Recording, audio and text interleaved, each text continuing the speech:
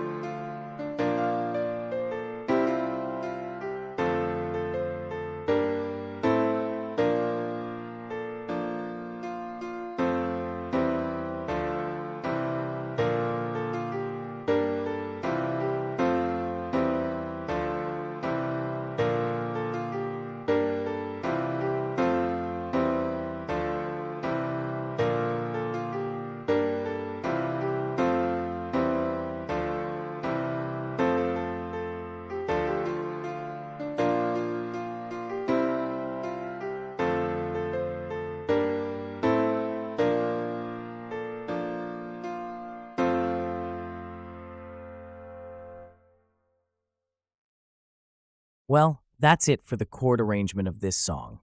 In addition, I hope you like the easy read music notes. All of the piano tutorials and chord exercises on this channel use the easy read sheet music. If you never want to struggle with standard sheet music ever again, then definitely subscribe today for more exclusive chord exercises and piano tutorials using easy read sheet music. Well, that's it for today's lesson. I'm Andrew, and thanks for watching.